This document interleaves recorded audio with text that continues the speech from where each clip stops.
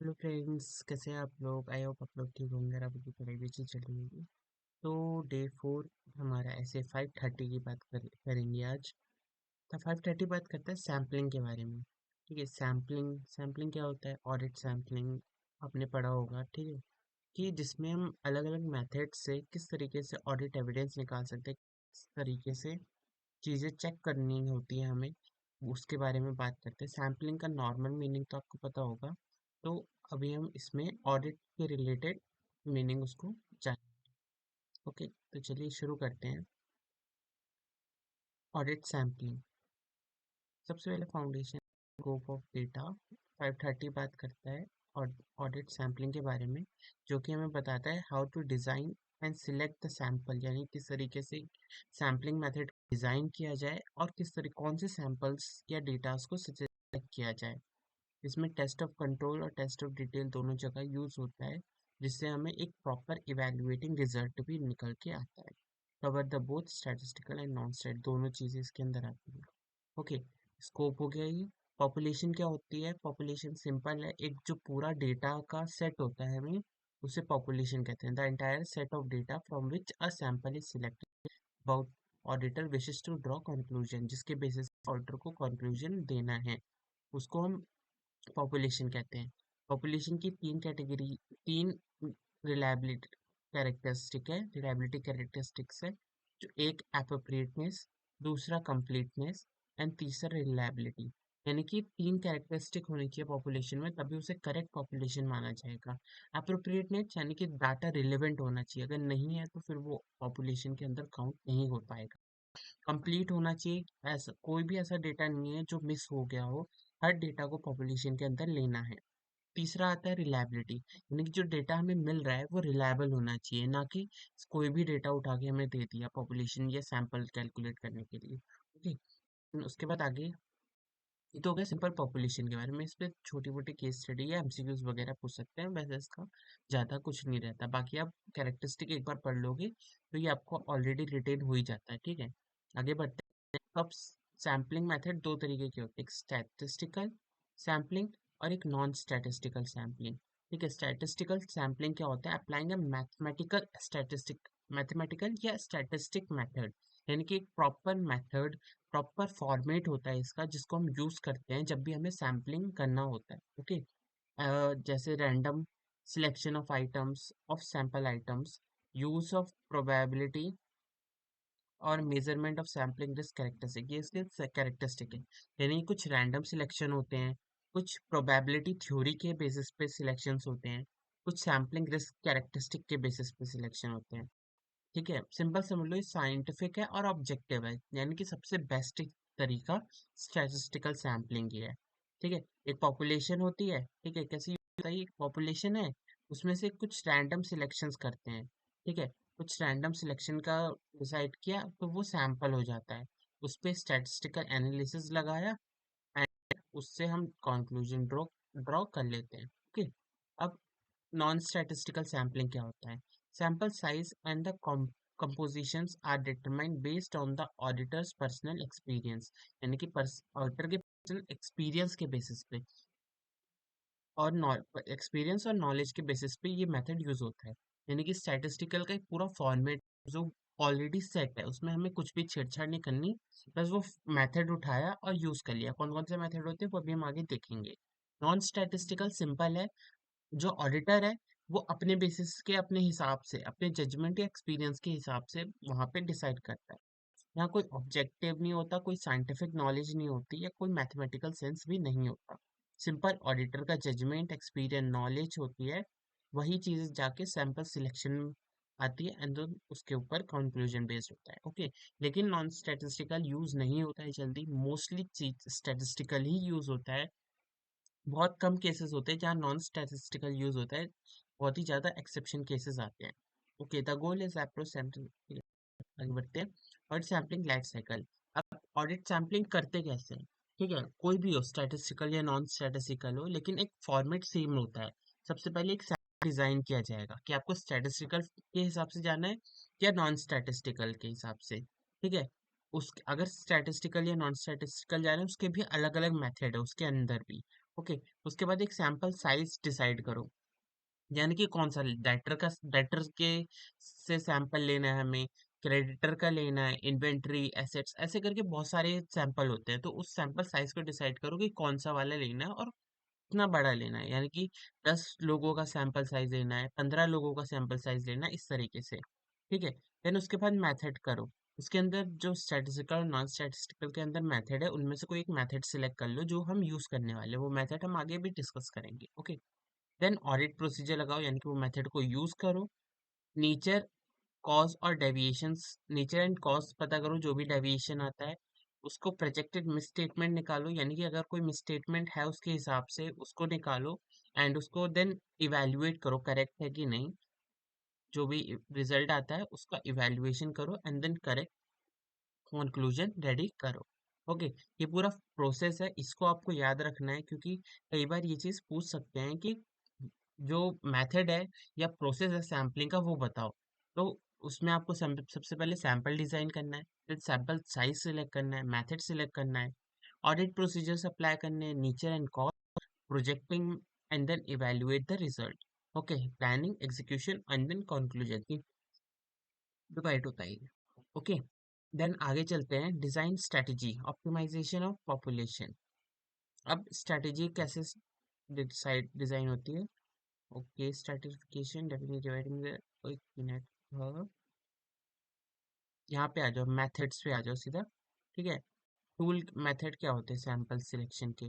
ठीक है, हमें पता है दो मेथड होते हैं, स्टैटिस्टिकल जिसे सिस्टमैटिक सैम्पलिंग भी कहते हैं, और नॉन स्टैटिस्टिकल जिसे जजमेंट बेस्ड सैम्पलिंग भी कहते हैं। ठीक है, सबसे पहले सिस्टमैटिकल देखते हैं।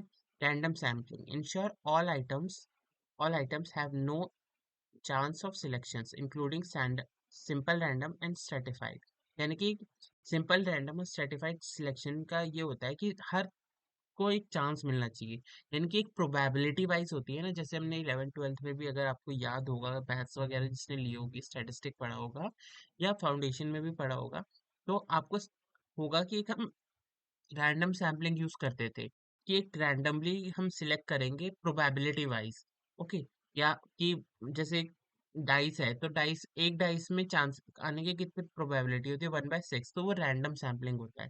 ओके। तो उस तरीके से हम रैंडम सिलेक्शन करेंगे जिससे हर किसी के आने की प्रोबेबिलिटी बन जाएगी। ठीक है, कोई भी सिलेक्ट हो सकता है उसमें से। और इसके रैंडम सैम्पलिंग के दो है, एक तो सिंपल रैंडम है यानी कि जो मैंने बताया, एक स्ट्रेटिफाइड है, यानी कि हम हर एक को प्रॉपरली डिवाइड कर देंगे कैटेगरीज में, ताकि उसमें से एक कैटेगरी उठा के उसमें से हम सिलेक्ट कर सकें। ओके। एक तरीके से रैंडम सैम्पलिंग ही होता है, बस उसमें कैटेगरी वाइज डिवाइड कर दिया जाता है। Systematic sampling divide population quantity and sample size, create sampling intervals. यहाँ पे अलग अलग साइजेस में डिवाइड कर दिया जाता है ताकि जो है हम उसमें से कोई चीज सिलेक्ट कर सके। सिस्टम में divides population quantity bye sample size. ठीक है, सैंपल साइज का जैसे हमने 10-10 का साइज बना लिया, तो पूरे उसको 10-10 में डिवाइड कर देंगे। देन उसमें से उन 10, एक सिस्टमैटिक सैंपल उससे स्टेटा से या सैम्पलिंग इंटरवल से उसमें से सिलेक्ट करते हैं। जैसे मान लो 10 का बनाया ना, ठीक है, अब हमारे पास 100 आइटम्स है, हर में से एक, हर 10वां आइटम सिलेक्ट कर लेंगे। जैसे 1 2 3, पहले 10 हुए तो 10वें में जो जौन सा 10th नंबर पे होगा ना वो सिलेक्ट होगा। जो रैंडम सैम्पलिंग है उसमें कोई पता नहीं होता, लाइक मतलब उसमें डिवाइड नहीं करा जाता कि किस तरीके के नंबर्स पे सिलेक्ट करना है। ठीक है। जो सैम्पलिंग ऐसे ही होता है रैंडमली, मतलब समझ लो एक पूरा बॉक्स है, उसमें बॉल्स भरे हुए हैं बहुत सारे, रेड और ब्लू। ठीक है, बस उसमें हम हाथ डालेंगे एंड एक बॉल निकाल लेंगे, तो वो रैंडम सैम्पलिंग होता है। सिस्टमेटिक क्या होता है, हमने आंख बंद करके सारी बॉल्स को एक लाइंस में लगा दिया। ठीक है, हमें नहीं पता कौन सी पहले रेड लगी है कि पहले ब्लू लगी है। ओके। एंड जब वो पूरी लाइंस में लगा दी, देन हम करते हैं सिस्टमेटिक, जिसमें हम एक फिक्स साइज सिलेक्ट कर लेते हैं, यानी कि मान लो पेन का साइज सिलेक्ट किया ना, तो काउंट करेंगे और फिर जो 10th नंबर वाला होगा उसे सिलेक्ट कर लेंगे। देन फिर काउंट करेंगे, फिर जो 10th वाला होगा उसे सिलेक्ट कर लेंगे। ठीक है, इस तरीके से सिस्टमेटिक सैम्पलिंग होता है। मॉनिटरी बेस्ड सैम्पलिंग क्या होता है, मॉनिटरी बेस्ड सैम्पलिंग सिंपल है, जो अमाउंट वाइज, यानी कि मान लो 1 लाख का हमने डिसाइड किया, तो हर 1 लाख के इंटरवल पे जो अमाउंट आएगा उसको सिलेक्ट कर लेंगे। ओके। एंड देन उसके हिसाब से आगे बढ़ते जाएंगे, जितना भी अमाउंट होगा, या 400 आ रहा है या हमने 400 कई बार छोटे छोटे अमाउंट 400 सिलेक्ट कर लिया तो उसके बाद जो 400 की वैल्यू आएगी वो वाली सिलेक्ट कर लेंगे। इससे क्या होता है, जो मेजर वैल्यूज होती है ना वो हमारे अंडर आ जाती है एंड उससे हम कैलकुलेट कर सकते हैं। ओके, ये तीन मेथड थे। एंड देन उसके बाद नॉन स्टैटिस्टिकल में दो मेथड आए, हैphazard और blockchain. Okay, block sample method. Haphazard method authors should select without a structure techniques, avoid consequence bias, and blockchain selection of the contiguous items really appropriate.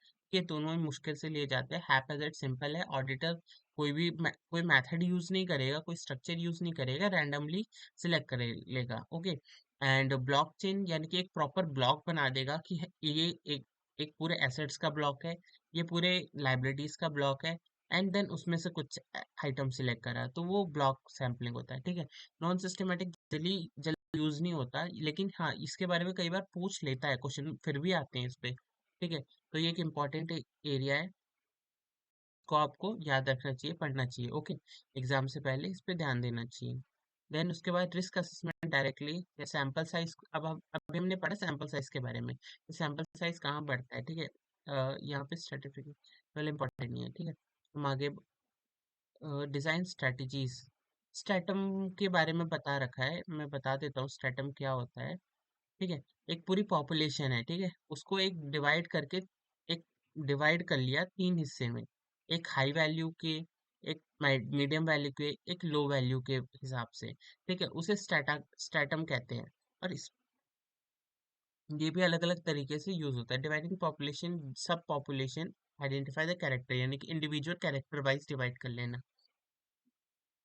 क्यों किया जाता है ये, इससे क्या होता है हमें पता चल जाता है जो हाई वैल्यू या फिर की आइटम्स है ना, वो हमें पता चल जाता है तो हम उसे ज्यादा चेक कर सकते हैं। लेकिन जो लो आइटम्स है ना उसे आराम से हल्का फुल्का चेक कर लिया तो भी काम चल जाता है, क्योंकि किसी भी कंपनी में जो उसके मेजर कंपोनेंट्स है ना वो चेक करने ज्यादा जरूरी है। तो कई बार हम फुल सारे भी चेक कर सकते हैं, और नहीं तो उस पे ज्यादा हम फोकस करेंगे as compare to low value items को। ठीक है, वैल्यू वेटेज सिंपल है, आप एक बार रीड कर लो, समझ आ जाएगा। ये बात करता है सैंपल साइज कहाँ बढ़ाना चाहिए। ठीक है, ये भी एक इम्पॉर्टेंट पॉइंट है। ठीक है, इसको भी पढ़ लेना। और इस बार इसमें जैन में इस पे एक क्वेश्चन एमसीक्यू आया था सैंपल साइज के रिलेटेड, बढ़ाने के रिलेटेड ही। ओके, तो मैं बताता हूँ रीड करते टाइम कि कौन से वाला पॉइंट उन्होंने पूछा था। ठीक है, रिलायंस ऑन कंट्रोल इफेक्टिवनेस। अगर कंट्रोल की इफेक्टिवनेस अच्छी है, मतलब इफेक्टिवनेस कम है, तो उस पे सैंपल साइज बढ़ा दो क्योंकि वहां हमें ज्यादा कैलकुलेशन लगेगी। एक्सपेक्टेड रेट ऑफ डेविएशन इसी पे आया था कि हमें डेविएशन का रेट इनमें से किसी पे आया था, इन दोनों में मेरे को याद नहीं। ओके, मेरे को क्लियर नहीं हो रहा कि इनमें से किस पे आया था, लेकिन एक चीज है, इन इस पे एक एमसीक्यू आया था पूरा, एंड 2 नंबर का था। ठीक है, उसमें तो इसलिए इसमें से एमसीक्यूज भी आ सकते हैं और वो भी बहुत अच्छे से आ सकते हैं। ओके, अगर एक्सपेक्टेड रेट ऑफ डेविएशन है,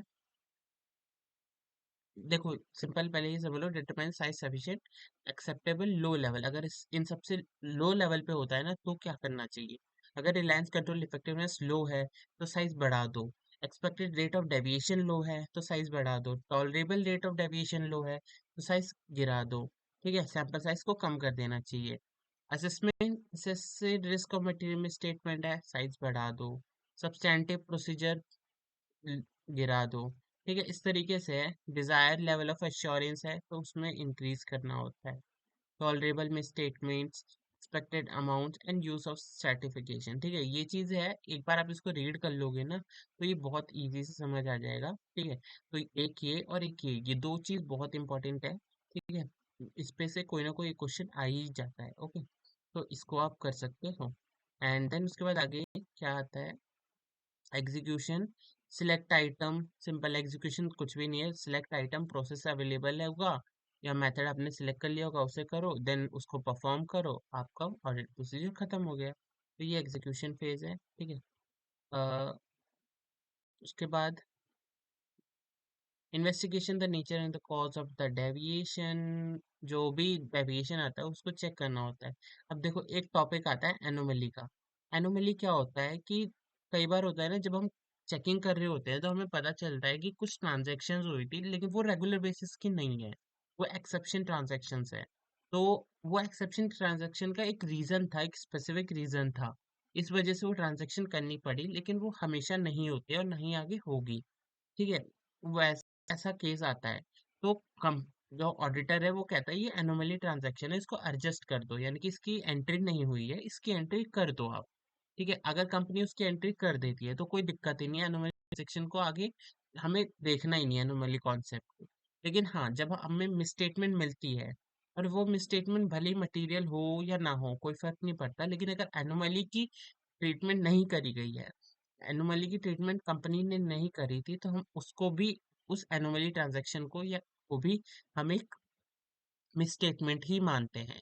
एंड देन वहां पे जाके फिर मिसस्टेटमेंट कैलकुलेट होती है। तो इससे मैं एक केस लेता हूँ जो मैंने अपने जब पढ़ा तो उसके हिसाब से मेरे को याद है एनोमली के बारे में। ठीक है, एक कंपनी है और उसमें कब कोई सीनियर मैनेजर था और उसको एकदम से हार्ट अटैक आ गया या कोई ऐसे बहुत बड़ा ऑपरे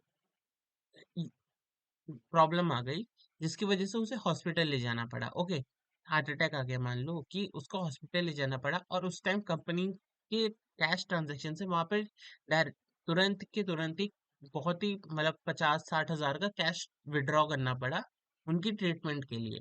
ठीक है, अब ये कोई रेगुलर बेसिस का तो है नहीं कि हर बार किसी ना किसी को हार्ट अटैक आ जाएगा तो हमें कैश रिजर्व ही करके रखना पड़ेगा उसके लिए। ठीक है, ये एक एक्सेप्शन केस था और ये हुआ। एंड देन उसके बाद कंपनी ने बताया सब ऑडिटर को, ऑडिटर ने कहा कि ठीक है, आप इसको ट्रीट कर लो, मतलब एंट्री पास कर लो, रिकॉर्ड कर लो और कैश को वापस जब रिकॉर्ड कर दो तो बता देना। कंपनी ने ऐसी चीज करी ही नहीं, कंपनी ने उसको ट्रीट करा ही नहीं, तो अब ऑडिटर को क्या लग रहा है अभी वो ट्रीटमेंट नहीं हुई, मतलब इस यहाँ पे कुछ ना कुछ इशू हो सकता है।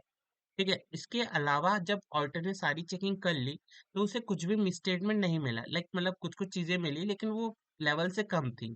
तो उसने क्या किया, फिर एनोमली को ऐड कर दिया।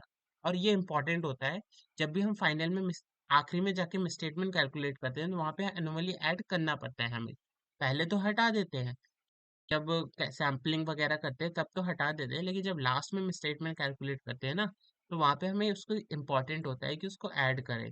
एंड देन उसके बाद जो होती है स्टेटमेंट कैलकुलेट होती है, देन पता चलता है कि है मटेरियल है कि नहीं है। Okay, and the requirement certain must not representative population, proof required additional audit procedure to obtain sufficient appropriate audit evidence. एक बार रीड कर लो एनिमली के बारे में, खत्म हो जाएगा। ओके, एंड नेक्स्ट आता है projecting misstatement to the populations. Test of detail and test of controls के बारे में बात करता है, कुछ ज़्यादा इंपॉर्टेंट नहीं है। Final evaluation and the conclusion, last में इनपुट्स डाल के आउटपुट निकलता है एंड उसका कंक्लूजन।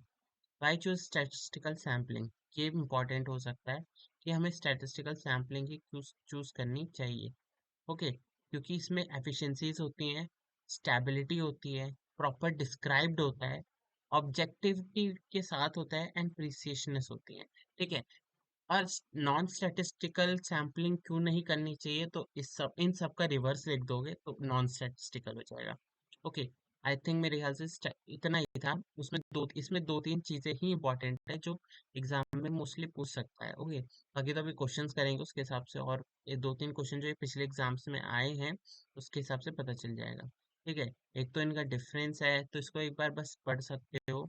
एक तो ये सैम्पलिंग साइकिल है, एक चीज ये हो गई। ठीक है, उसके बाद मैंने दूसरा ये बताया, एंड देन ये मेथड्स।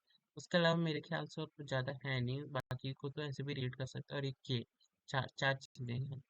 आई होप कॉन्सेप्ट तो क्लियर हो गया होगा, कोई बड़ा चैप्टर है भी नहीं सैम्पलिंग वाला, ये इजीली कवर कर सकते हो समझ के। ओके, एंड इसके बाद आप अपना भी रिवाइज कर लो, आपके पास जो भी बुक है उससे भी एक बार रिवाइज करके देख लो कॉन्सेप्ट डिटेल में चाहो तो। ठीक है, बहुत मुश्किल से आधा या पौना घंटा लगेगा, आराम से हो जाएगा। एंड देन उसके बाद आपके पास जो भी क्वेश्चंस के बुक हो तो वो क्वेश्चन सॉल्व कर लो। तो अभी मैं इसका एग्जाम्स के क्वेश्चंस कराता हूँ। ठीक है, जो दो तीन क्वेश्चन मेरे को मिले थे पीवाईक्यूज से, ये सितंबर 24 का क्वेश्चन है, क्वेश्चन नंबर 1B। और सितंबर 24 में बल्कि पता है दो क्वेश्चन आए थे, क्वेश्चन नंबर 3B में भी सैम्पलिंग पे क्वेश्चन था। ओके, तो सबसे पहले ये वाला क्वेश्चन देखते हैं क्या कहता है। ऑर्डर कैन नॉट नॉर्मली, ठीक है पहले ये पढ़ लेते हैं क्या कहता है कि order divide the trade receivable in groups and balance the 20 lakhs। 3 groups में डिवाइड करा, balance about 20 lakh, 10 lakh to 20 lakh and 10 lakh, ठीक है। ये selected different percentage item for each group. Okay, हमें बताना क्या है, विथ सैंपल सिलेक्शन मेथड, हमें मेथड के बारे में बताना है।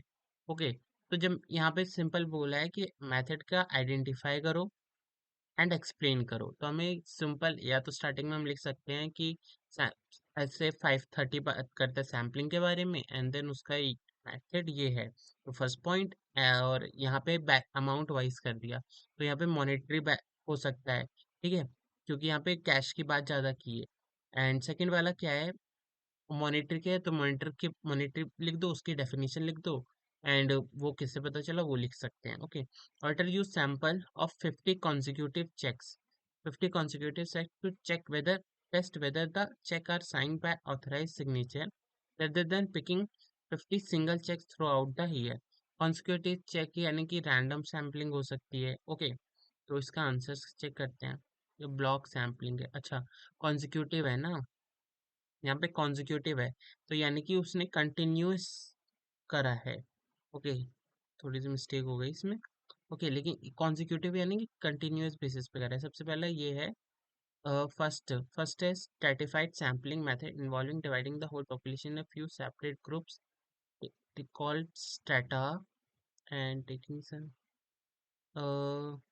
रुको एक minute, stratum is treated as separate population and proposed items selected from each of this stratum. The number of groups with the whole population has been giving divided. एक minute, हम मॉनिटर की the order divide the trade receivable in 3 groups. Balance about 20 lakh है। कि तो देखो, यहाँ पे अगर हम आते हैं मेथड्स में, कि सिस्टमेटिक सैम्पलिंग जो होता है ना, एक ये सिर्फ सिस्टमेटिक सैम्पलिंग नहीं है कि स्ट्रैटिफाइड सैम्पलिंग भी है, यानी कि जो हमने स्ट्रैटम पढ़ा था ना, वो चीज़ इसके अंदर आती है। ओके, कि हम एक साइज के वाइज डिवाइड कर देते हैं, एंड मतलब एक फिक्स साइज के वाइज चीज़ें भी डिवाइड कर देते हैं, एंड देन उसको सिलेक्ट करते हैं। ओके, तो वही बात की है, यहाँ पे कंफ्यूजन हो गई थी मुझे भी, ठीक है, और आपको भी हो सकती है, ठीक है, ये चीज़ हमेशा याद रखना। मॉनिटरी क्या होता है, मॉनिटरी मोस्टली होगा जब he selected the different percentage of items in group, ठीक है। जब भी ये ग्रुप की बात करता है ना, तब आपको हमेशा याद रखना है स्ट्रेटम, यानी कि यहाँ पे आपको अब मॉनिटरी नहीं देखना था, ठीक है, यहाँ पे आपको देखना था ग्रुप। जब भी ग्रुप की बात करेगा तो वहाँ पे स्ट्रेटम या सिस्टमेटिक सैम्पलिंग की बात करेगा, ठीक है, जहाँ पे हम कंटिन्यूअस प्रॉपर ग्रुप रेडी कर लेंगे हर एक का, एंड वहाँ पे यूज करेंगे, ठीक है। तो ये चीज़ हमें लिख लो आप, कहीं भी लिख लो कि जहाँ भी ग्रुप्स की बात करता है वहाँ टर्म आएगा, जहाँ सिर्फ कैश की बात करता है वहाँ पे मॉनेटरी आएगा। ओके, एंड कॉन्जिक्यूटिव चेक यानी कि कंटिन्यूअस बेसिस की बात करता है ना, जब भी कंटिन्यूअस बेसिस की, यानी किसी कहीं पे सिलेक्शन किया गया और वो भी कंटिन्यूअस बेसिस पे, तो वहाँ पे ब्लॉक की बात करेगा, यानी कि प्रॉपर एक कंटिन्यूअस ब्लॉक था, उसको चेक कर लिया गया। ओके, तो ये हमारे दो मेथड है, static static stratified sampling method और ये ब्लॉक सैम्पलिंग। ओके, तो आई होप आप लोगों को समझा होगा, ठीक है। मेरी भी थोड़ी गलती हो गई थी इसमें समझने में, ठीक है, मैंने भी जल्दबाजी में सिर्फ इसको कैश कैश देख के मैंने सोचा ही कि यहाँ पे ग्रुप्स में डिवाइड किया है, और जब मॉनेटरी वाला होता है ना, वहाँ कभी ग्रुप्स में डिवाइड नहीं होता है, वो एक फिक्स अमाउंट से वो कैलकुलेट किया जाता है। ओके, एंड कॉन्जिक्यूटिव तो हमारा ब्लॉक ही है ही, तो कॉन्जिक्यूटिव से समझ जाना कि मतलब एक प्रॉपर सेट जब भी लिया जाए तो वो ब्लॉक में आता है। आई होप क्लियर हुआ होगा, मुझे भी अब समझ गया, ठीक है, कि बहुत कंफ्यूजन हो जाती है। ठीक है, एक बार रीड कर लेना, पहले उन्होंने दोनों में डेफिनेशन लिखा है, ठीक है, छोटी डेफिनेशन है, रीड कर लो, समझ आ जाता है। ओके, समझ आ जाएगा, उसके हिसाब से लिख दो, ठीक है। आइडेंटिफाई के एक एक दोनों के होते हैं, ठीक है, टोटल 4 मार्क्स है, नहीं दो दो नंबर का, तो एक एक नंबर आइडेंटिफाई का हो जाएगा, एंड देन एक एक नंबर उसकी एक्सप्लेनेशन होती है, ठीक है, सिग्नेचर्स, और ये लास्ट में कंक्लूजन बना के दिया, जो कि पूरा ऑलमोस्ट उससे क्वेश्चन से ही उठाया जाए। ओके, इसका सेकंड क्वेश्चन क्या आया था कि you are a statutory author and huge size of similar sections, you directly your team members to use statistical sample. ठीक है, huge size of similar transactions.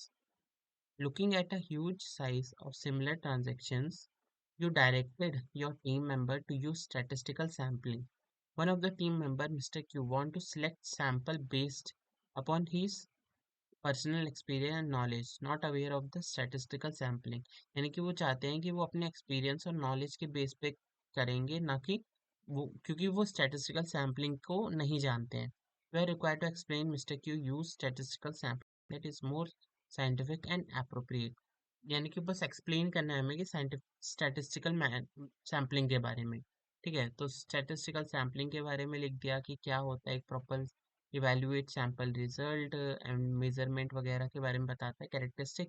ठीक है, उसके बाद more scientific and appropriate reason देता है, ऑडिट टेस्टिंग के बारे में, स्टैटिस्टिकल सैम्पलिंग रीजनेबली वाइड है and there is no personal biasness in large organization it will be required. ठीक है, अगर मैं इसका बताऊं तो अगर मेरे हिसाब से ये वाला पॉइंट होना चाहिए। ठीक है, रैंडम रैंडम सिलेक्शन आइटम्स होते हैं, यूज ऑफ प्रोबेबिलिटी ज़्यादा होती है, रिस्क कम कर देता है। ठीक है, इस तरीके से। या फिर एक और लास्ट में मैंने आपको बताया था ना, चार पांच या छः थे। हाँ, पांच थे, ये रहा। Efficiency, stability, descriptions, preciseness and objectivity. ये 5 पॉइंट ही आने हैं वहाँ पे पूरे कंप्लीट उठा के। आप एक बार रीड करोगे ना, तो आपको समझ आ जाएगा कि यही 5 पॉइंट यहाँ पे इन्होंने लिख रखे हैं, कंबाइन करके पूरा।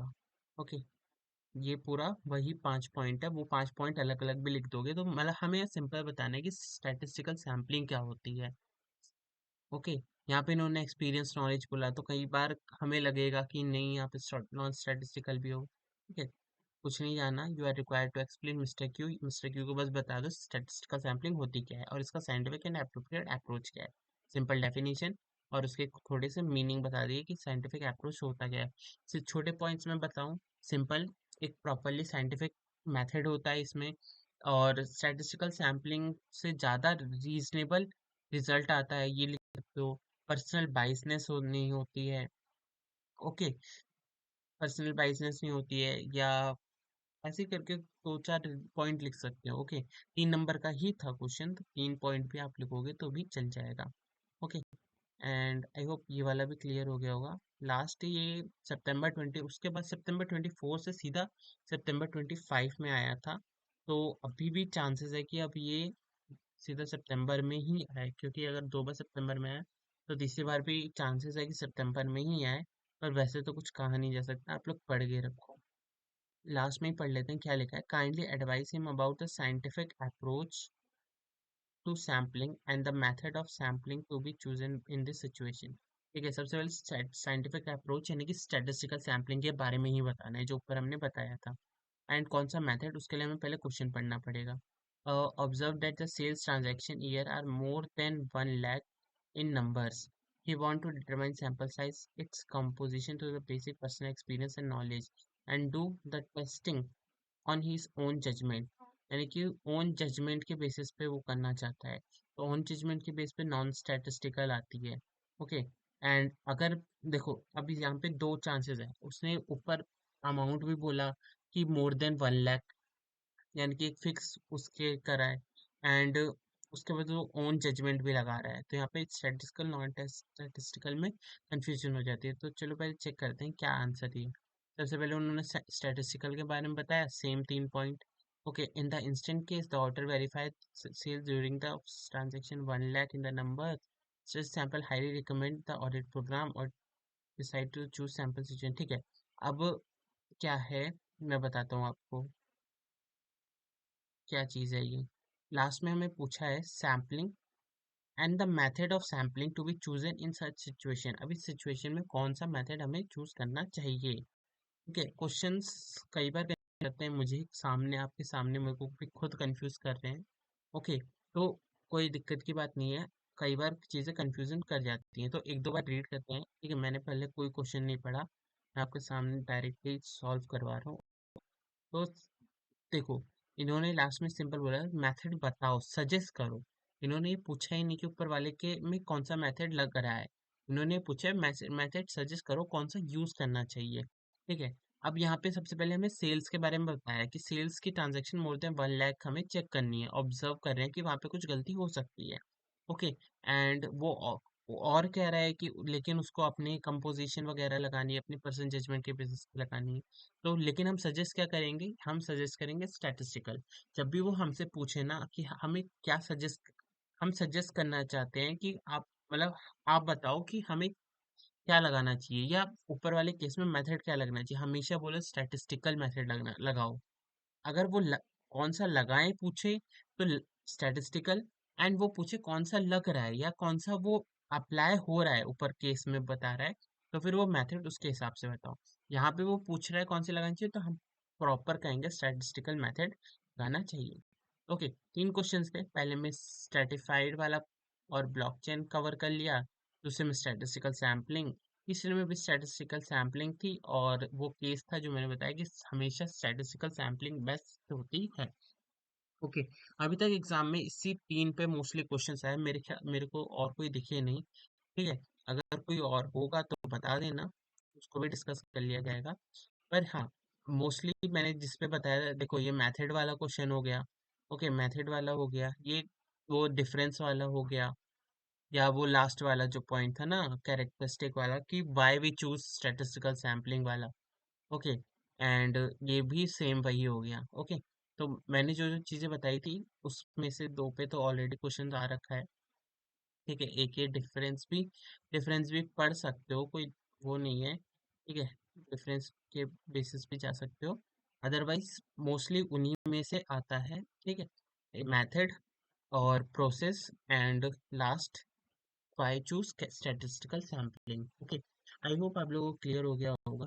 तो इसी के साथ हमारा ये खत्म होता है। एंड एक चीज और डिसाइड करी थी कि हम जब भी यूज करेंगे, वो शूट करेंगे, तो हम अपने टूल्स में उस डेटा को एंटर भी करेंगे। ओके, तो मैं एंटर करता हूँ। ओके, स्क्रीन आ जाएगी। ओके, आ गई। हाँ, तो आज हमने पढ़ा ऐसे 530। ओके। सब्जेक्ट ऑडिट, डालते हैं चैप्टर नेम ऑडिट एविडेंस, जो कि हमारा बहुत जल्द कवर हो जाएगा। और अब इसमें एंटर कर दो 530। ओके, और डेट हो गई 14 फरवरी। कॉन्सेप्ट हमें 3 पे ही रखेंगे, एवरेज रखो, सबसे बेस्ट है, कुछ भी ना समझे तो। हाँ, अगर लगता है कि कंफ्यूजन हो रही है ज़्यादा तो उसको कम कर लो, एंड देन ताकि वो क्विकली रिवाइज कर सको। अदरवाइज आप उस पर 3 पे रखो, चलता है। अभी तक हमने 4 कॉन्सेप्ट करे और चारों प्रॉपर ही चल रहे हैं। 1-2 दिन में हमारा यहाँ पे 3 डेज हो गया है। ठीक है, मतलब 3 लेवल हो गया है, 11 फैब 5 डेज। 1-2 दिन में हमारी इसकी भी रिवीजन चालू है। इसका अलग से मैं वीडियोस, शॉर्ट वीडियोस करेंगे जो भी इसमें क्वेश्चंस और एमसीक्यूज होंगे।